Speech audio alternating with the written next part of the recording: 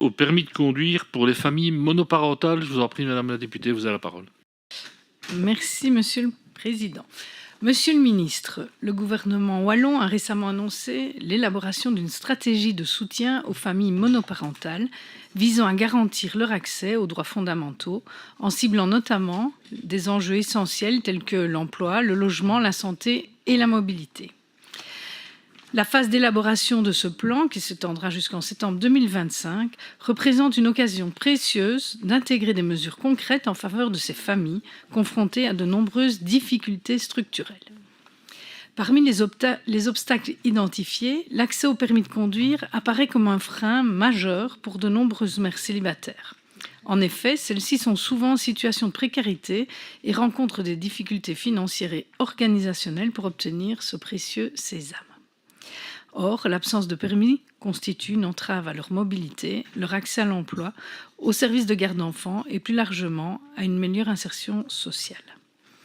Rappelons que 75% des personnes sans permis de conduire en Wallonie sont des femmes et que cette difficulté touche particulièrement les mères isolées, limitant leur opportunité professionnelle et surtout leur autonomie au quotidien.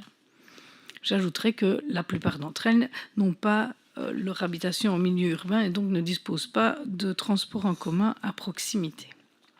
Dans cette perspective, Monsieur le ministre, permettez-moi de soulever 3 axes de questionnement. Premièrement, l'accès au permis de conduire pour les parents solos et en particulier les mères célibataires en situation précaire est-il un axe envisagé dans le cadre de l'élaboration de votre plan d'action? Deuxièmement, des dispositifs de soutien financier ou de formation adaptés, cours en horaires adaptés, accès facilité aux auto-écoles ou aides spécifiques sont-ils envisagés pour lever ce frein à l'emploi et à la mobilité? Et dernièrement, des collaborations avec le secteur du transport et de l'insertion professionnelle sont-elles envisagées pour favoriser la mobilité des parents solos dans le cadre de cette stratégie? Je vous remercie. Merci, Madame la députée. La réponse de Monsieur le ministre. Merci, Monsieur le Président. Merci, Madame la députée, pour cette question sur les familles monoparentales. Alors c'est vrai que le gouvernement wallon a adopté le 20 février dernier une note d'orientation qui définit la méthodologie d'élaboration d'une stratégie de soutien aux familles monoparentales pour la période 2025-2029. Cette démarche est inédite et vise à garantir l'accès aux droits fondamentaux de ces familles en s'attaquant à des enjeux clés tels que l'emploi, le logement, la santé et la mobilité.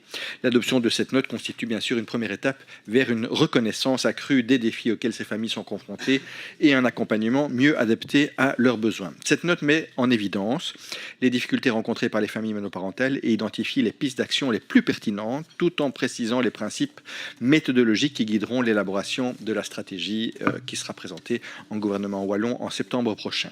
Vous le soulignez, la mobilité donc est un enjeu spécifique et peut notamment être vecteur d'isolement social pour les familles monoparentales. Pour certaines familles, la seule solution pour obtenir un logement abordable est de s'éloigner des centres urbains. Pour celles qui résident en zone rurale, l'accès aux services essentiels peut être particulièrement problématique, notamment en raison d'un réseau de transport en commun limité. Par ailleurs, de nombreuses mères monoparentales ne possèdent pas de permis de conduire, ce qui amplifie les difficultés liées à la mobilité et constitue en outre un véritable frein à leur insertion professionnelle et sociale, d'où la pertinence de votre question. Sans permis ni accès à une offre de transport en commun suffisante, les opportunités d'emploi se restreignent et l'accès aux services publics, aux activités culturelles bien sûr, et à des réseaux de soutien en général s'avère d'autant plus complexe. La mobilité est donc un enjeu prioritaire de cette stratégie. Plusieurs pistes seront donc étudiées afin de lever les obstacles à la mobilité des parents seuls et de renforcer leur autonomie. Je vous en cite des exemples. Alors bien sûr, on ne les fixe pas à ce stade-ci puisqu'on est dans le processus d'élaboration. On travaille sur l'offre de transport en commun avec le ministre Deken, les services de transport à la demande, les aides à la mobilité pour les parents isolés, le soutien pour l'obtention de permis de conduire, en effet, la mise en place d'initiatives locales de covoiturage solidaire ou bien, autre piste de réflexion, c'est les plateformes de partage de véhicules. Alors, ce sont des pistes. C'est des pistes qui doivent être encore débattues, validées et ajustées au fil du processus défini donc dans la note d'orientation. La méthodologie suit donc une approche participative similaire à celle des autres stratégies de lutte contre la pauvreté et bien sûr les deux vont bien sûr s'articuler. À ce titre, dans le cadre des travaux de la stratégie de lutte contre la pauvreté, le soutien aux familles monoparentales fait l'objet d'une question transversale au sein des groupes de travail. Par ailleurs, une journée de réflexion rassemblant acteurs de terrain, acteurs académiques, institutionnels, associatifs et pouvoirs politiques sera organisée afin de co-construire des solutions concrètes et adaptées. Voilà, Madame la députée, à ce stade, les éléments que je peux apporter sur le sujet. On est plus en effet, comme dans votre question, dans le diagnostic de situation. Je suis désolé, je n'ai pas encore des pistes concrètes à vous proposer, mais nous élaborons cette stratégie en concertation avec les parties prenantes et notamment avec mon collègue en charge de la mobilité afin de proposer des solutions efficaces pour améliorer la qualité de vie des familles en Wallonie. Merci, Monsieur le Ministre. Pour la réplique, Madame Warzé-Carven. Merci, Monsieur le Président. Merci, Monsieur le Ministre, pour votre réponse.